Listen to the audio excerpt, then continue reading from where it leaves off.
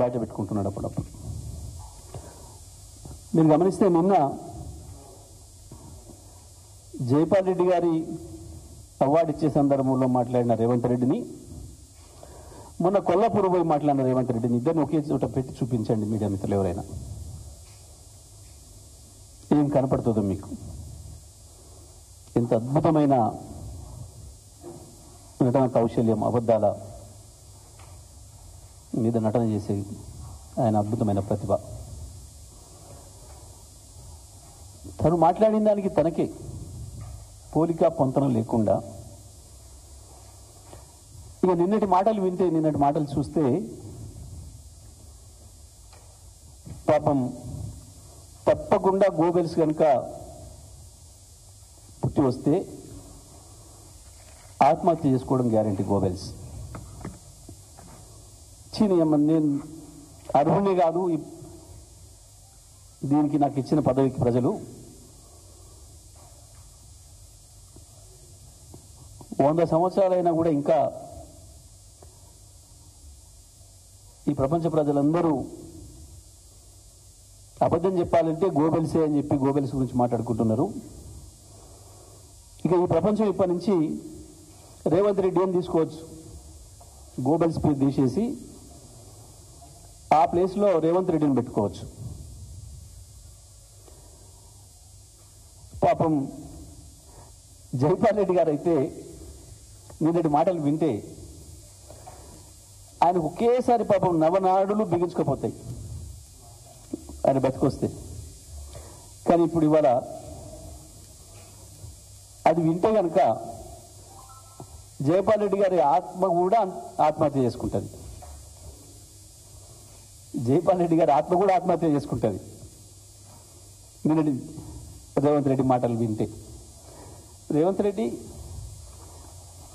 నువ్వు మాట్లాడిన ఇక్కడ రెడీగా జైపాల్ రెడ్డి ఒక్కనాడు తెలంగాణ ఉద్యమంలో పాల్గొనలే. రేవంత్ రెడ్డి, జైపాల్ రెడ్డి ఏ ఒక్క రోజు కూడా తెలంగాణ గురించి మాట్లాడలే. నువ్వు మాట్లాడిన మాటలు జైపాల్ రెడ్డి గారు బతుకున్నప్పుడు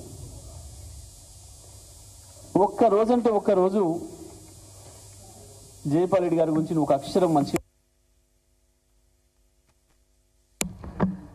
అయితే పాపం మరి నీ విషయంలో జైపాల్ రెడ్డి గారు కూడా ఎప్పుడు పొరబడలే.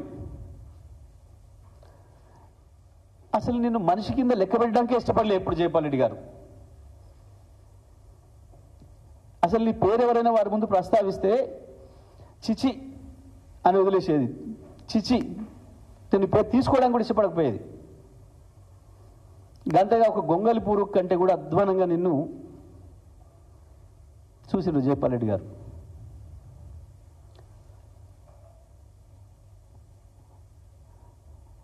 పాపం నువ్వు జైలు పోయినప్పుడు మాట్లాడండి అని చెప్పి చాలామంది రిక్వెస్ట్ చేస్తే కూడా ఇష్టపడలేవారు. ఎవరో ఒక మాట అన్న చెప్పరాదు మీరు అంటే, ఆ పెళ్లి ముందుగా అట్లా చేస్తారా అని ఒక మాట మాట్లాడారు తప్ప జీవితంలో నిన్ను కరెక్ట్గా అంచనా వేశారు జైపాల్ రెడ్డి గారు, నువ్వు మనిషి జాతికి చెందినవాడికి కావు అని. ఎందుకంటే నువ్వు చిమ్ముతున్న విషయం కేసీఆర్ పైన. ఏం మాట్లాడినావు కొల్లాపూర్లో? మీడియా మిత్రులు కూడా అప్పుడప్పుడు కొంచెం అమాయకంగా మమ్మల్ని అడుగుతుంటారు, ఏంది రేవంత్ రెడ్డి రమ్మంటున్నాడు కదా కేసీఆర్ గారిని, అసెంబ్లీకి రమ్మంటున్నాడు కదా, చర్చలో రమ్మంటున్నాడు కదా అని మమ్మల్ని అడుగుతుంటారు. చూసిండు కదా రేవంత్ రెడ్డి వికృత స్వరూపం ఏందో, అసలు స్వరూపం ఏందో. నేను ఎందుకు రమ్మంటున్నా కేసీఆర్ను, ఆయన మాకేదో సలహాలు ఇస్తాడని కాదు, వచ్చి మా అభివృద్ధిని చూసి, నా గొప్పతనాన్ని చూసి, అసెంబ్లీలో నాలాంటి విధవులు ఉన్నారని చూసి ఆయన అక్కడ ఆత్మహత్య చేసుకోవాలట. నిజమే, నీలాంటి విధవల్ని, నీ గురువులైన విధవల్ని అందరిని చూసి వచ్చాడు కేసీఆర్. నీలాంటి వాళ్ళని లక్షల మందిని చూసి తరిమేసే తెలంగాణ తీసుకొచ్చాడు కేసీఆర్. నిన్ను చూడడమే కాదు, నీ గొప్పతనం చూడడమే కాదు, నీకు విద్య నేర్పిన నీ గురువుల్ని,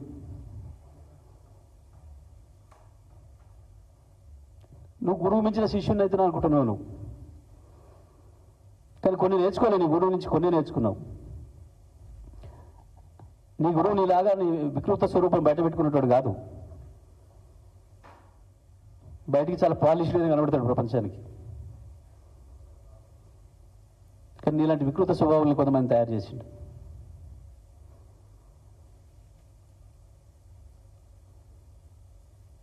ఏం మాట్లాడినావు? ఒక్కొక్క మాట నువ్వు మాట్లాడింది మీరు దిగిపో అంటున్నాను. ఎప్పుడల్లే కేసీఆర్ ఉండాలి, 5 ఏళ్ళు నువ్వు ఆన్నే ఉండాలి అని చెప్పిండు. ఎప్పుడైనా కేసీఆర్ నీ పేరు ప్రస్తావించిండా ఇప్పటి వరకు? నీ విషయంలో జయపాల్ రెడ్డి గారు ఏం పాటించారో కేసీఆర్ గారు కూడా అదే పాటించారు. ఇక్కడ నీలాంటి వాళ్ళ పేరు ఉచ్చరిస్తే కూడా వారికి హోదా తగ్గిపోతుంది. జయపాల్ రెడ్డి గారు కూడా అదే చేసిండ్రు.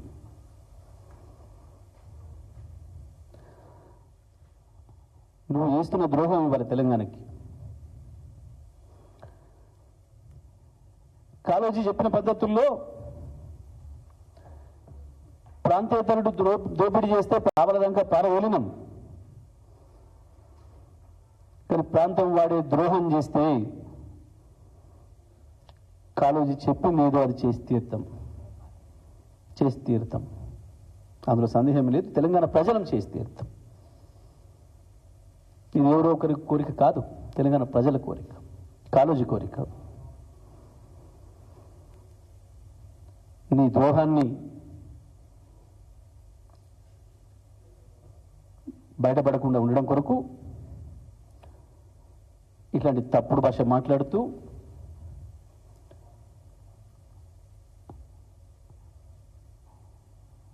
ఏంది మేము చేపలు పట్టుకోవాలన్నా, మేము ఏం మాట్లాడినావు?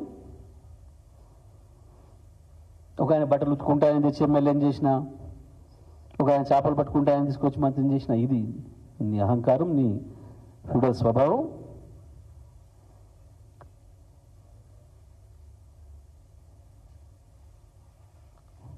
మనిషిని కులంతో చూసి ఒక గలీజ్ లక్షణం నీకుంది అనేది బయట పెట్టుకున్నావు.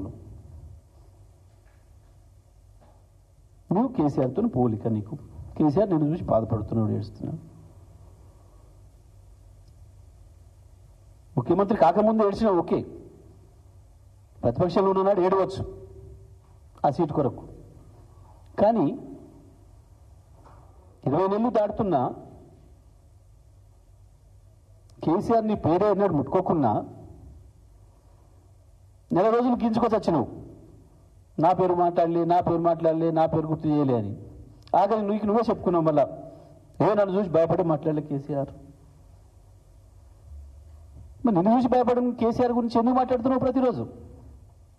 నేను చూసి భయపడే కేసీఆర్ గురించి ఎందుకు మాట్లాడుతున్నావు? ఏ ఊరు పోయినా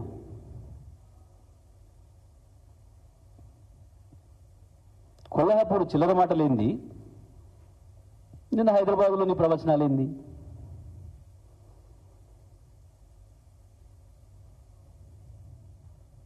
ఇవన్నీ దేని కొరకు? అసలు విషయం నుంచి ప్రజలు పక్కదారి పట్టించడం కొరకు. బనకచర్ల విషయంలో నువ్వు దొరికిపోయిన దొంగలాగా ఆనాడు నోట్ల కట్టలతో ఎట్లా దొరికినావో రెడ్ హ్యాండెడ్గా మళ్ళీ ఇవాళ నీకు నువ్వే దొరికిపోయినావు. అవాళ నిన్ను పట్టుకుంది నోట్ల కట్టలతో తెలంగాణ పోలీసులు, ఇవాళ నిన్ను బయట పెట్టింది నీ ఆంధ్ర మిత్రులు. ఇవాళ నీ దొంగతనాన్ని బయటపెట్టింది దోసుకుపోయిన వాళ్ళు. ఇవో తెలంగాణ నుంచి మేము ఇది దోసుకొచ్చినాం, రేవంత్ రెడ్డి మాకు సంతకం పెట్టిండు అని చెప్పి చూపించింది నీ మిత్రులు. ఎందుకు మాట్లాడలే ఇప్పటివరకు ఒక్క నిమిషం దానిపైన? ఆంధ్రప్రదేశ్ మంత్రి చెప్పింది అబద్ధమనో, ఆంధ్రప్రదేశ్ ముఖ్యమంత్రి మాట్లాడింది అబద్ధమనో, కేంద్ర ప్రభుత్వం స్వయంగా చెప్పింది అబద్ధం, నేను పెట్టలేదు సంతకం, నేను ఎజెండాలో లేదు, ఎందుకు మాట్లాడతలేవు? ఇప్పుడు మీరు కూడా చూశారు మీడియా మిత్రులు అడిగితేనే చెప్పాడు, ఎజెండాలు లేని దేని గురించి ఎట్లా మాట్లాడతామయ్యా మేము? నువ్వే బంకచెర్ల గురించి అడుగుతున్నావు నన్ను. ఎజెండాలే లేనప్పుడు నేను వద్దని చెప్తానా? ఇది కదా నువ్వు మాట్లాడింది. ఆబ్దారి కార్డు కాదు కదా, నీ చిట్టి చాటు కాదు కదా, దొంగతనంగా గోడసాటు మాట్లాడే నీ చిట్టి చాట్లు కాదు కదా నువ్వు చెప్పింది. బహిరంగంగానే కదా నువ్వు మాట్లాడి 10 నిమిషాలు కాకముందే కదా అవతల బయట పెట్టింది.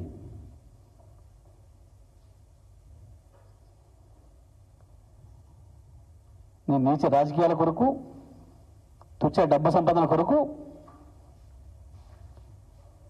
తెలంగాణ ప్రజల ఆత్మగౌరవాన్ని తాకట్టు పెడుతూ, తెలంగాణ ప్రజల హక్కుల్ని దారాదత్తం చేస్తూ నువ్వు చేస్తున్న నీ దుర్మార్గమైన పనులని బయట పెడుతున్నాడనే కదా కేటీఆర్ పైన ఏడుపు, కేసీఆర్ పైన ఏడుపు.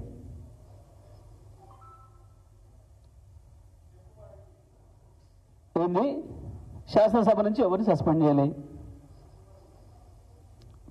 ఒక పూటకో ఒక రోజుకో కాదు కదా, మొత్తం సెషన్కే కదా నువ్వు చేసింది.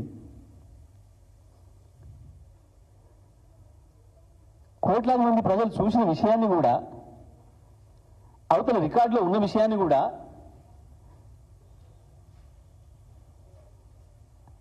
నేను ఒక అబద్ధం చెప్పి దాటేస్తా, నేను హితవచనాలు చెప్తా,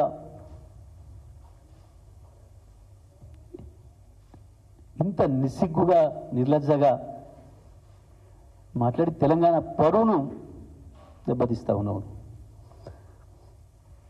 నువ్వు మాట్లాడుతున్న మాట ముఖ్యమంత్రి కదా, దరిద్రం ఇది రాష్ట్రానికి, 4 కోట్ల మంది ప్రజలకు కదా బాధ్యత, జవాబుదారి. నువ్వు ఏమనుకుంటుంది ఇవాళ బయట ప్రపంచం? నువ్వు ఢిల్లీ పోయినా, నువ్వు దావోసు పోయినా, నువ్వు మాట్లాడే ఇంగ్లీష్ పదమైనా, నువ్వు మాట్లాడే హిందీ పదమైనా, తెలుగులో నువ్వు మాట్లాడే చాలా అద్భుతమైన భాష, నీ మిత్రులు చాలా గొప్ప మెచ్చుకుంటున్నట్టు లోపల.